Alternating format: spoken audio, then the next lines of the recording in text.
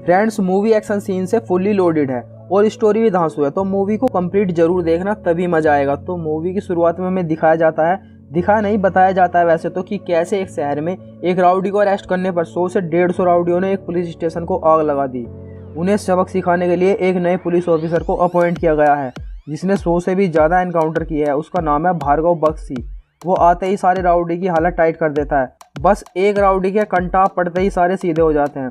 फिर भार्गव सारे राउडियों से कहता है कि तुम सब तो मामूली से गुंडे हो, तब इतनी चर्बी दिखा रहे हो, बिल्कुल उस डॉन की तरह अपने ऊपर घमंड कर रहे हो। अबे सालो झांट के पिस्सुओ। अब भार्गव सारे राउडियों को एक डॉन की स्टोरी सुनाना शुरू करता है। मूवी में हमें अमरापुरा प्रांत के एक जेल को दिखाया जाता है, जहां अपना हीरो यानी डॉन अपने साथियों के साथ पुलिस वालों को गोलियों से भून देता है। एक भी पुलिस वाला नहीं बचता है। ये शैतान यानी डॉन पैदा हुआ था एक स्वतंत्रता सेनानी के घर में सन 1945 में उत्तर भारत के संग्राम नगर के राजा अमरेश्वर के यहाँ, जिसने अंग्रेजों के खिलाफ युद्ध छेड़ दिया। लेकिन किसी गद्दार की वजह से वे सब मारे गए। उनकी पत्नी तुलसी देवी, उनके 2 बच्चे संकेश्वर और आरकेश्वरा थे। संकेश्वर बहुत ही गुस्से वाला था और आरकेश्वरा शांत स्वभाव का था। अपने बच्चों की जान बचाने के लिए उनकी माँ उन्हें दक्षिण भारत में लेकर आ जाती है। यहाँ वो बहुत मेहनत करके अपने बच्चों को पालने में लग जाती है। एक दिन एक गांडू उनसे हफ्ता मांगने आता है, तो संकेश्वरा उसका हाथ काट देता है। अब हमारे देश को भी आज़ादी मिल जाती है। आरकेश्वरा एयरफोर्स में पायलट बन जाता है। इस आरकेश्वरा का चक्कर अपने यहाँ के अमरापुरा की बहादुर खानदान की राजकुमारी मधुमती से बचपन से चल रहा है। वीर बहादुर अपनी सत्ता पाने के लिए मलिक नाम के डॉन से हाथ मिला लेता है, लेकिन मलिक का पक्का दुश्मन है भगीरा, जो दक्षिण भारत का डॉन है और यूरोप में रहता है, जिसने अपना चेला खालिद अमरापुरा में छोड़ रखा है। साला ये खालिद इतना कमीना है, इसके सामने किसी के आंसुओं के लिए कोई जगह नहीं है। खालिद को राज्य के मुख्यमंत्री घनश्याम पांडे का खुला समर्थन था। अब घनश्याम और वीर बहादुर भी पक्के दुश्मन थे। मलिक और भगीरा इन दोनों माँ के लालों के चेलों के बीच हमेशा गैंगवार चलती रहती है कब्जा करने के लिए। अब मूवी में हमें वीर बहादुर को अपने महल में बहुत सारे पूर्व राजा महाराजाओं के वंशजों के साथ दिखाया जाता है, जो सारे मिलकर ये प्लानिंग कर रहे हैं कि सनी लियोनी की मूवी सब एक साथ बैठकर देखे या अपने अपने कमरे में। अबे कमीनों, पुराने वाली 10 मिनट वाली नहीं, जो अब बना रही है 2 घंटे वाली, उसकी बात कर रहा हूँ मैं। सारे राजा मिलकर ये प्लानिंग बना रहे हैं कि सत्ता में कैसे आया जाए। और दूसरी तरफ घनश्याम पांडे भी प्लानिंग बना रहा है, जिसमें खालिद भी शामिल होता है। खालिद का चेला मसूद साला सागाल का बेटा लगता है, फालतू में गुस्सा करता रहता है साला चमगादड़ सा।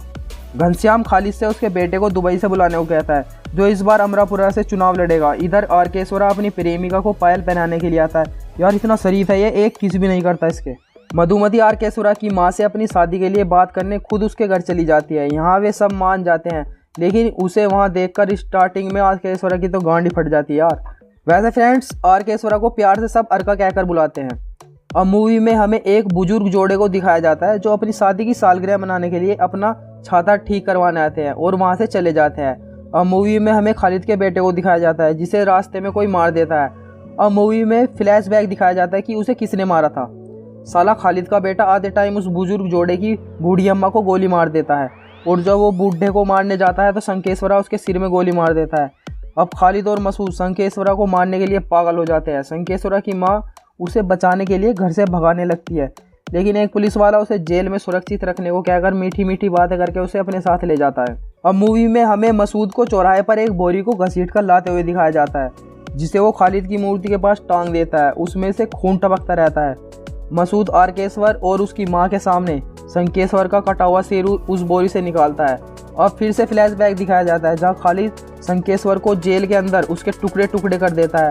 वो बहन का लंड पुलिस वाला उसका पालतू कुत्ता होता है, उसी के सामने बहन का लंड खालिद शंकर को मारता है। अब आरकेश्वर उस पुलिस वाले के पास आता है उससे मिलने की, उसने ऐसा क्यों किया। वो पुलिस वाला उसे गाली देता है कि तेरा भाई तो शेर था और तू डरपोक चूहा, तुम दोनों एक बाप की औलाद ही हो या तू किसी और की औलाद है। ये सुनते ही आरकेश्वर का दिमाग सटक जाता है, सटक ली है। उसका कानून से भरोसा उठ जाता है। अब आरकेश्वर उस पुलिस वाले की मुंडी काट देता है और उसे अपनी माँ के पास ले जाता है। अब आरकेश्वर बिल्कुल बदल जाता है और वो अब किसी से नहीं डरता। उसके सामने जो भी आ जाएगा उसको सिर से लेकर गांड तक चीर कर रख देगा भोसड़ी वाले को। अब उसकी नियति ने उसे एक अच्छे इंसान की जगह खूंखार शैतान बना दिया है, और हमें क्या देखना, इसी बात के तो पैसे है फ्रेंड्स। अब पुलिस वाले आरकेश्वर को पकड़कर जेल में ले आते हैं। दूसरी तरफ खालिद के पास उसके भगीरा के चेले का फोन आता है कि अपने आदमी का सिर काटने वाले को जेल के अंदर ही मरवा देना, नहीं तो तेरी गांड में भूस भर दिया जाएगा। इधर रात को आरकेश्वर की जेल में से एक कैदी को दूसरे कैदियों का ग्रुप मिलकर मार देता है, जिसका लीडर फयाज उर्फ टारगेट होता है। टारगेट के बाप की जान खालिद ने ही ली थी, इसलिए वो भी खालिद की गांड मारने के चक्कर में लगा रहता है। टारगेट के साथ ही आरकेश्वर को टॉयलेट साफ करने के काम पर लगा देते हैं।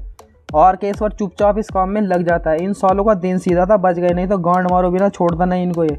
अब जेल में मधुमती उससे मिलने आती है और उसे इस रास्ते को छोड़ने के लिए कहती है। आरकेश्वर मधुमती से उसे भूलने को कहता है और किसी दूसरे लड़के से शादी करके अपना घर बसाने को कहता है, लेकिन मधुमती साफ मना कर देती है। वो उसी से शादी करने को कहती है। वाह यार क्या प्यार है, इसे कहते हैं फ्रेंड्स सच्चा प्यार। अब मूवी में जेल के अंदर बहुत सारे कैदी अंदर आने लगते हैं गिरफ्तार होकर। जेलर इस बात का पता लगाने के लिए कहता है, तो उसे पता चलता है कि जेल पर बाली हमला करने वाला है। सारे बाली के गुंडे होते हैं जो जेल के अंदर आते हैं। ये सुनते ही जेलर की फटकर चार हो जाती है। वो जेल की सिक्योरिटी बढ़ा देता है, सारे कैदियों को सेल में बंद करा देता है और जेल के सारे दरवाजे बंद करवा देता है। बाली खालिद का ही साथी होता है जो आरकेश्वर को मारने जेल में आता है। ये साला हेलीकॉप्टर से जेल के अंदर आ जाता है। लो कर लो बात, अपने चमन चूतिया जेलर ने क्या टाइट सिक्योरिटी करी है। वो नीचे सिक्योरिटी करने में लगा और ये ऊपर से आ गया, जिसे खालिद भी दूर से देखता रहता है, बिल्कुल भल्लाल देव की तरह। तेरा भी गेम बजेगा साले, चिंता मत कर। बाली के गुंडे आरकेश्वर को टॉयलेट के अंदर से बाहर आने को उसका दरवाजा तोड़ने में लगे रहते हैं। रुको जरा, सब्र करो। लेकिन आरकेश्वर खुद लात मारकर दरवाजे की मां बहन कर देता है और साथ में उन गुंडों की भी, और सारे गुंडों के अड़ंग बड़ंग तोड़कर मारता है। लास्ट में बाली का सिर काट कर उसी के हेलीकॉप्टर में लटका कर रवाना कर देता है। उसे देखकर जेल के सारे कैदी और खालिद की गांड फटकर हाथ में आ जाती है। अब टारगेट भी आरकेश्वर का साथी बन जाता है और जेल से बाहर जाने के बाद आरकेश्वर की मदद करने के लिए अपने साथियों को भेज देता है। वीर बहादुर आरकेश्वर की जमानत करवा देता है अपना काम निकालने के लिए, जिससे वो मुख्यमंत्री बन जाए। उसे आरकेश्वर अपने लिए एक हथियार के रूप में मिल गया है फ्रेंड्स। आरकेश्वर के शहर में आते ही उसकी गाड़ी को खालिद के गुंडे गोलियों से भून देते हैं, लेकिन आरकेश्वर फिर भी बच जाता है और कुछ टाइम के लिए अंडरग्राउंड हो जाता है। टारगेट के जेल से बाहर आते ही आरकेश्वर खालिद को मारने की प्लानिंग शुरू कर देता है। दूसरी तरफ चमन चूतिया मसूद साला साकाल की नाजायज औलाद आरकेश्वर की मां को मारने के लिए आता है, लेकिन एंड टाइम पर उसकी मां को कुछ लोग बचाकर वहां से ले जाते हैं जो टारगेट के आदमी होते हैं। अब आरकेश्वर और उसके साथी तलवार लेकर उसे मारने जाते हैं, लेकिन खालिद उन पर गोलियों से हमला कर देता है। आरकेश्वर तो वहां से बचकर भाग जाता है, बट उसके एक साथी को खालिद लटकाकर बकरे की तरह मारता है। क्या गुंडा बनेगा रे तू। अब आरकेश्वर भी खालिद की मां का चौदा करने के लिए हथियार खरीद ही लेता है। इस बार तो भंगीरा खुद खालिद को फ़ोन करता है और उसे घर के अंदर ही रहने को कहता है और उसकी सिक्योरिटी भी टाइट कर देता है। ये साला भी अपने जेलर की तरह चमन चूतिया है। आरकेश्वर पानी के ट्रक के अंदर घुसकर खालिद के पास आ जाता है और उसके सारे टट्टुओं को मारने लगता है। खालिद को मारकर आरकेश्वरा उसे अपने साथ ले जाता है और 20 शहर में लाकर साले को बकरे की तरह हलाल करता है। जैसे उसने उसके भाई संकेश्वरा का सिर काटा था, ऐसे ही मारता उस मादर जात को वो। खालिद के मरते ही भंगीरा के सारे चेले डोन आरकेश्वरा को मारने के लिए उसके शहर में आ जाते हैं। वो मधुमती से बात करता रहता है, तभी सारे गुंडे उसे मारने के लिए हमला कर देते हैं। आरकेश्वर भी सबको तसल्ली से काटता जाता है। उसका चंडाल रूप देखकर सारे गुंडों की फट जाती है। अब तो सारे वहां से कल्टी मारने लगते हैं, लेकिन बेटा भी ये सबको मारेगा और तसल्ली से सेवा पानी करेगा। अरे क्या मकसूद को उसके साथियों के साथ जमीन में गाड़ कर मारता है। लो जी, सस्ता साकाल भी निपट गया। अब आरकेश्वर की मदद से वीर बहादुर चुनाव में जीत जाता है और मुख्यमंत्री बन जाता है। मधुमती अपने पिता से आरकेश्वर से शादी कराने को कहती है, लेकिन वो साफ मना कर देता है। वो उसकी शादी सिर्फ राजघराने में ही कराना चाहता है। लेकिन एक मिनट, अपना डोन भी तो राजघराने से है यार, लगता है इसे पता नहीं है अभी। आरकेश्वर मधुमती से शादी कर लेता है। दूसरी तरफ सारे राजघराने वीर बहादुर को उसकी बेटी की शादी को लेकर ताने मारने लगते हैं, उसे सुनाते रहते हैं।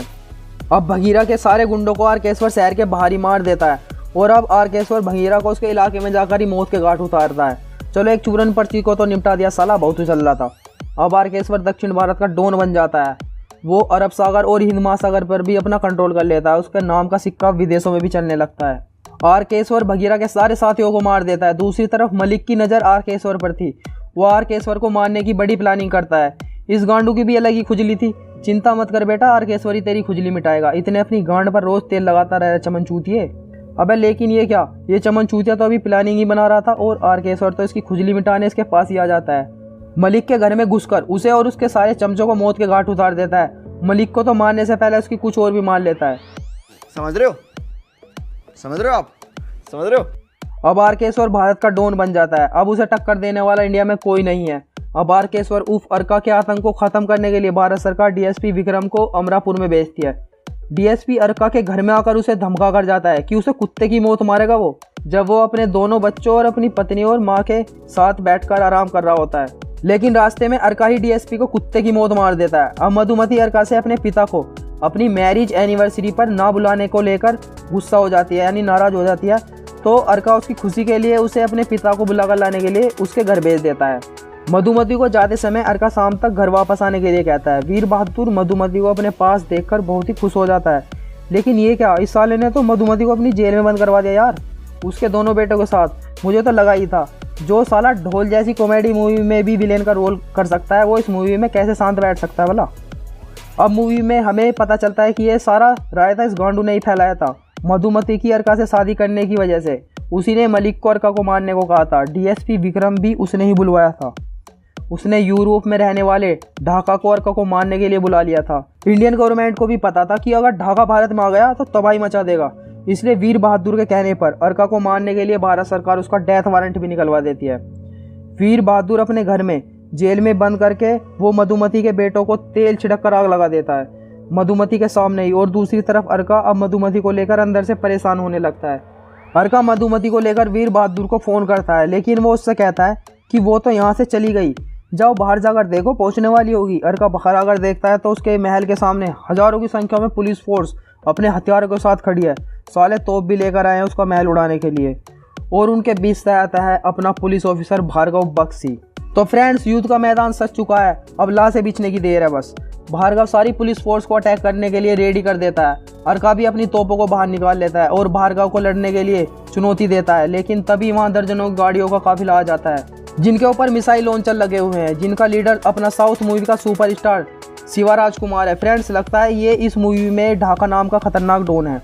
वो अपने मिसाइल लॉन्चरों को दोनों ओर फायरिंग के लिए खोल देता है और फायरिंग हो जाती है शुरू और मूवी हो जाती है दी एंड, नेक्स्ट पार्ट के लिए। तो फ्रेंड्स, कौन मरा और कौन बचा ये जानने के लिए तो कब्जा 2 का वेट करना ही पड़ेगा, आपको भी और मुझे भी।